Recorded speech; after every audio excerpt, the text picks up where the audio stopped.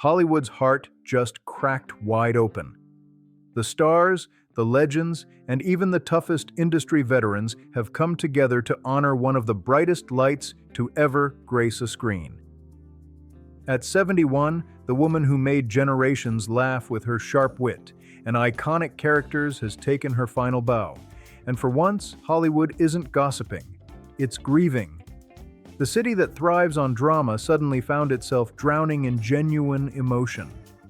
CatherineOHara wasn't just a name in the credits. To those who worked with her, she was family. And then came the post that shattered everyone, from someone we rarely hear from, Macaulay Culkin.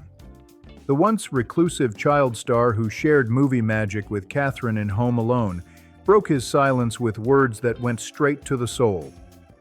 "Mama," he wrote, "I thought we had time. I wanted more.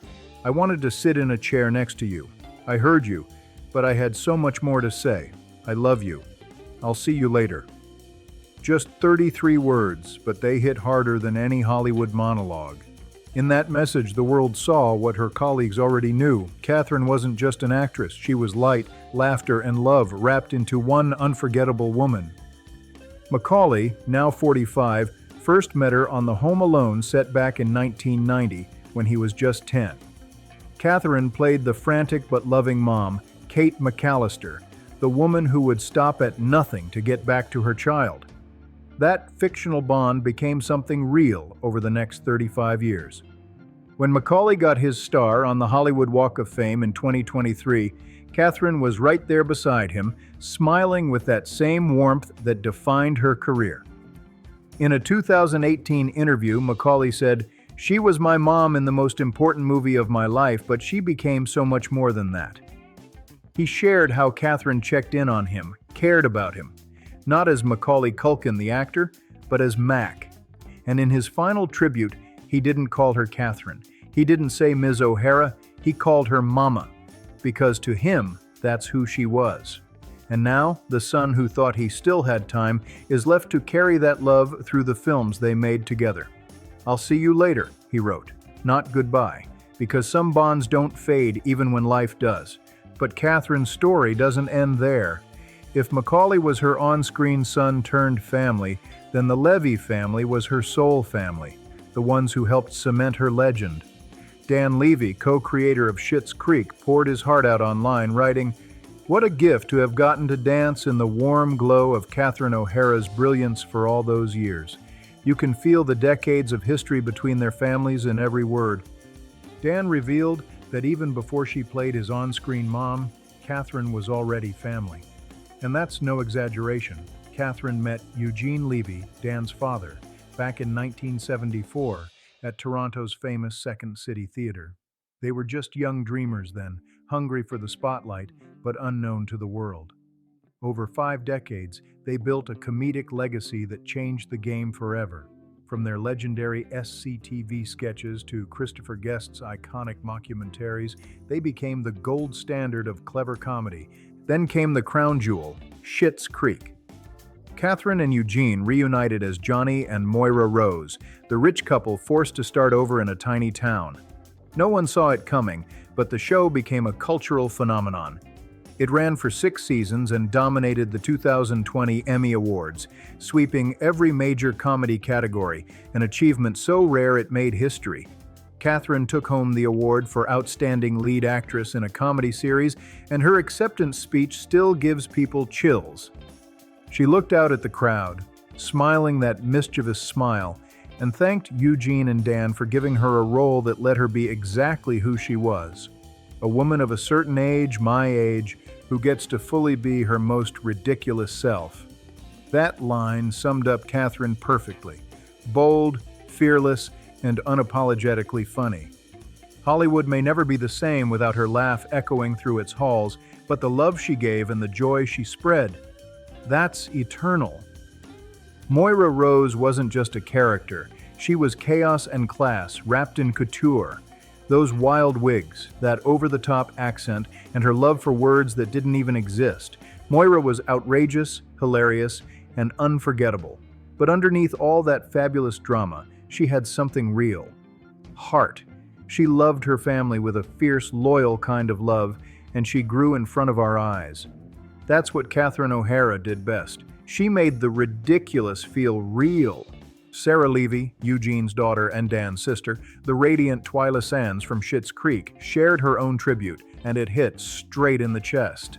She wrote, "What an honor it has been to know and work with and love CatherineOHara. Cheers to all that you brought to this world. You will be so, so missed." Every word dripped with love and heartbreak. To the Levys, Catherine wasn't a co-star. She was Auntie Catherine. The one who came to Sunday dinners, remembered everyone's birthdays, and had everyone crying with laughter at the table. She was that rare kind of person who made every room feel warmer just by walking in. Eugene Levy, her partner in comedy for half a century, has stayed mostly silent since her passing. Those closest to him say the loss has left him completely shattered. And how could it not? When you share 50 years of laughter, creativity, and friendship, when you build something timeless together, what words could ever be enough? Sometimes silence says more than 1,000 tributes ever could. Then came the words from Chris Columbus, the man who directed Home Alone in 1990 and Home Alone 2, Lost in New York in 1992. He turned a simple, funny premise, a kid left behind, to a global phenomenon that made movie history. But even he admits something that fans often overlook. In his tribute, Chris wrote, "Today we lost CatherineOHara. I'm stunned and heartbroken along with the rest of the world. What most people don't realize is that Catherine carries the weight of 50% of that film. The movie simply would not work without her extraordinary performance." That's a bold statement, but he's absolutely right. Home Alone may be remembered for young Kevin McAllister's clever tricks, but it's Catherine's raw emotion that gives the movie its soul. When Kate realizes mid-flight that she's forgotten her son, the entire audience feels that gut punch, the look on her face, the trembling whisper, "Kevin." It wasn't played for laughs. It was played like a mother's prayer. From that moment on, Catherine turned a family comedy into something so much deeper. You watched a mom fight through airports, beg for help, hitch rides with strangers, and refuse to rest until she was back with her child. That's what made the story matter. She didn't just act, she gave it heart, and that's why the movie still holds up decades later. Chris Columbus finished his tribute with words that cut straight through the noise. "She was one of the greatest actors I've ever worked with. Funny, warm, brilliant, kind. The world is less bright without her." Powerful words from a man who's worked with Hollywood's biggest stars. And then came another voice, Ron Howard, one of the industry's most respected directors and producers. His tribute was just as emotional. "This is shattering news," he wrote. "What a wonderful person, artist, and collaborator. I was lucky enough to direct, produce, and act in projects with her, and she was simply growing more brilliant with each year. My heart goes out to the Bowen family." Growing more brilliant with each year, that line says it all. In Hollywood, where youth is worshipped and older women are too often told they've aged out, CatherineOHara broke every rule. She didn't fade away, she evolved. Her performances just kept getting sharper, richer, more fearless. While others chased trends, Catherine chased truth. She proved that talent doesn't expire, it matures. By the time she won her Emmy for Schitt's Creek at 66, she wasn't just back in the spotlight, she owned it. That win wasn't a comeback, it was a coronation. Catherine had never stopped growing, and the world finally gave her the crown she'd long deserved. Even Hollywood's new generation knew her power. Pedro Pascal, one of today's biggest stars, known for The Mandalorian and The Last of Us, was among the last to share a screen with her.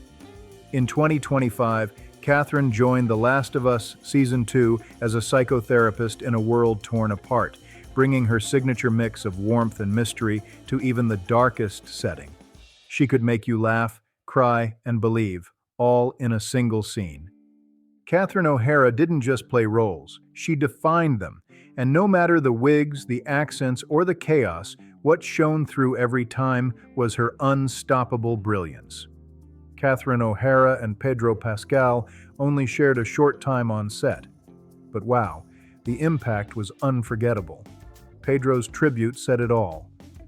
"Oh, genius, to be near you, eternally grateful. There is less light in my world. This lucky world that had you will keep you always." He ended it with those haunting words, "Always genius to be near you." That single phrase captures Catherine perfectly. She wasn't just talented, she elevated everyone around her. She made the best even better, pushing every actor in the room to rise to her level. And for someone like Pedro Pascal, one of the most respected performers of his generation, to say that he felt lucky to be near her, that says everything. Then came Seth Rogen, another powerhouse in comedy, someone who's worked with legends like Judd Apatow, James Franco, and Charlize Theron. Yet even Seth was completely starstruck when he got to share the screen with Catherine. In 2025, she joined Seth's new series, The Studio, a sharp comedy drama about the chaos of Hollywood. It turned out to be her final role, and Seth's words about her could melt anyone's heart. "I never in a million years thought I would get to work with CatherineOHara, let alone become friends with her. So profoundly sad she's somewhere else now. So incredibly grateful I got to spend the time I did with her. Thank you, Catherine. I love you." Seth grew up in Canada, just like Catherine. As a kid, he watched her sketches on SCTV, soaking up the comedy magic that shaped his entire sense of humor. She was his childhood hero, his gold standard for funny. And decades later, he found himself not only working with her, but making her laugh. Imagine that full circle moment. "Never in a million years," he said, and you can feel the weight of that gratitude. Catherine didn't just change comedy, she shaped people. Then there's Michael Keaton, her longtime friend and co-star. His tribute hit differently, raw and real. Michael first worked with Catherine in 1988's Beetlejuice and reunited with her 36 years later for Beetlejuice in 2024. That's not just a collaboration, that's a lifetime. "We go back before the first Beetlejuice," Michael wrote. "She's been my pretend wife, my pretend nemesis, and my real-life true friend. This one hurts, man. Am I gonna miss her? You can feel the ache in every word." In the original Beetlejuice, Catherine played Delia Dietz, the high-strung avant-garde artist who made chaos look chic. Michael, as the wild ghost Beetlejuice, didn't share many scenes with her, but behind the camera. They bonded instantly. Their friendship stretched decades, and when Tim Burton finally brought them back together for the sequel, that spark between them hadn't faded one bit. Seeing them both in their 70s, laughing like old times, reminded everyone that some connections run way deeper than Hollywood. Michael's words, "This one hurts," sum up what it means to lose not just a colleague, but a soul friend. And when Meryl Streep speaks, the world listens. The most decorated actress of our time took a moment to honor Catherine with words full of grace and heart. The two worked together way back in 1986 on Heartburn, directed by Mike Nichols. Catherine only had a small part, but she clearly left a mark that never faded. Meryl wrote, "CatherineOHara brought love and light to our world through whip-smart compassion for the collection of eccentrics she portrayed. Such a loss for her family, her friends, and the audiences she graced." Whip-smart compassion. That phrase captures the secret behind Catherine's genius.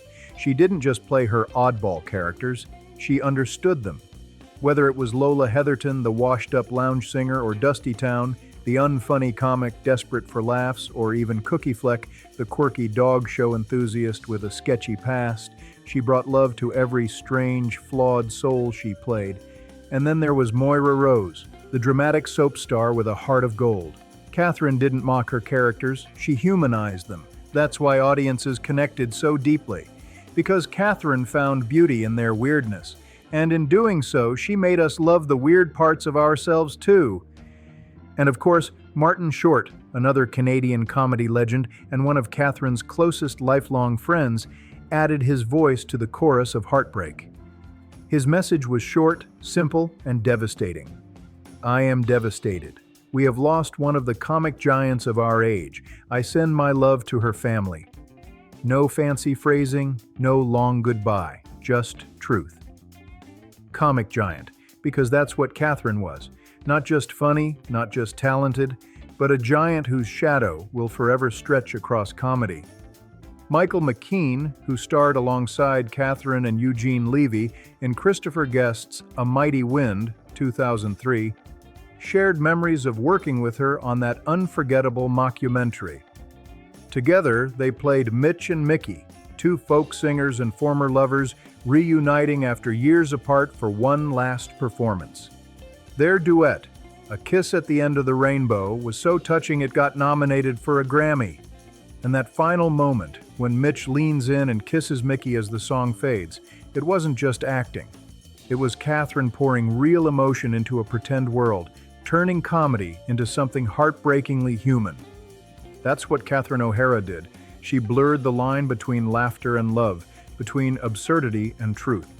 Every role, every line, every glance carried her magic. And now, the people who knew her best, Pedro, Seth, Michael, Meryl, Martin, and so many more, are left saying the same thing. There was genius in just being near her. That kiss wasn't even in the script, it was pure magic. Eugene Levy and CatherineOHara just felt the moment and went with it, creating one of the most beautiful and heartbreaking scenes in film history. It was that kind of unscripted honesty that defined her. When Catherine passed, Michael McKean wrote only 5 haunting words. Only one CatherineOHara, and now none. That was it. No long message, no poetic speech, just truth. Because really, what else could anyone say? There was only one CatherineOHara, and now she's gone. But her loss didn't just echo through the big names. Dozens of stars, from actors who grew up watching her, to comedians who studied her timing, to artists who were shaped by her boldness, flooded social media with love. Constance Wu, Leanne Rimes, Leah Thompson, Caitlin Olsen, Sarah Paulson, and Owen Wilson each shared something personal, something raw. These weren't cookie-cutter condolences. They were pieces of their hearts. Caitlin Olsen, star of It's Always Sunny in Philadelphia, wrote about how Catherine showed her that it was possible to be funny, weird, and woman all at once, and to own it. Sarah Paulson called her fearless, praising the way she threw herself into every role, no matter how wild or absurd, and Owen Wilson remembered working with her, completely in awe of how she could switch from slapstick comedy to deep drama in the blink of an eye. Even those who never shared a set with her felt her energy. They watched her and thought, if she can do it, I can too. Catherine gave every performer permission to be themselves, to be strange, loud, different, and still succeed. In Hollywood, that's revolutionary. Some people, though, couldn't post anything. Their grief was too deep for words. Eugene Levy, her creative partner for half a century, has barely spoken publicly since her passing. Friends say he's shattered, because how do you summarize 50 years of laughter, work, and friendship in a single post? You don't. You just sit with it and remember. Tim Burton, who directed Catherine in both Beetlejuice films, has also stayed quiet. But insiders say he's planning a special tribute during a private screening. Something dark, whimsical, and full of the heart she brought to everything she touched. And Bo Welch, Catherine's husband of 33 years, hasn't spoken publicly either. He's mourning privately, surrounded by their sons, Matthew and Luke, finding comfort in silence. Sometimes silence speaks louder than words ever could. In the days since her passing, one truth has become crystal clear. CatherineOHara wasn't just respected, she was loved. Not the distant, polished kind of love that Hollywood likes to perform, but the real, personal kind that hits you right in the soul. Every tribute, every story has come straight from the heart. Macaulay Culkin called her Mama. Dan Levy said it was hard to imagine a world without her. Pedro Pascal wrote, "There is less light in my world." Each of them, these giants of film and TV, found themselves completely undone. These are people who've made millions laugh, and now they're trying to find words in a world without her laughter in it. And yet, even in this grief, there's something deeply beautiful about the way people are remembering her. They're not just mourning a star, they're celebrating the woman who brought humanity to comedy. She made us laugh until it hurt, then showed us that behind every joke there was love. Catherine's story doesn't end with her death. It begins long before it, in a house full of laughter in Toronto, where she learned early that humor was survival. The O'Hara household was lively, chaotic, and bursting with personality. Catherine was one of 7 kids, always curious, always cracking jokes, always finding joy in the noise. Her parents, Irish immigrants, filled their home with faith, love, and music, and Catherine soaked it all in. From that foundation, she built something extraordinary. She found her voice not in quiet reflection, but in the wild, hilarious chaos of performance. Joining Toronto's Second City improv troupe in the 1970s, Catherine quickly stood out. Among future legends like Eugene Levy, John Candy, and Andrea Martin, her brilliance shone instantly. She could make you laugh until you cried, and then, just when you thought she was done, she'd flip the mood with one look and make you feel something real. That was CatherineOHara's gift. She made laughter an art form, and she gave every strange, wonderful character a heartbeat. From SCTV to Beetlejuice, from Home Alone to Best in Show, from A Mighty Wind to Schitt's Creek, she never stopped creating magic. Her voice, her timing, her total commitment, they were unmatched. Today, the world doesn't just remember a performer. We remember a friend, a mother figure, a mentor, a legend. CatherineOHara didn't just entertain us, she changed us. For over 50 years, she turned humor into healing, weirdness into beauty, and life into one long, beautiful improvisation. And somewhere, out there, you can almost hear her voice, soft, mischievous, and full of that unmistakable spark, reminding us all to laugh a little louder, love a little deeper, and never ever hide the parts of ourselves that make us unique.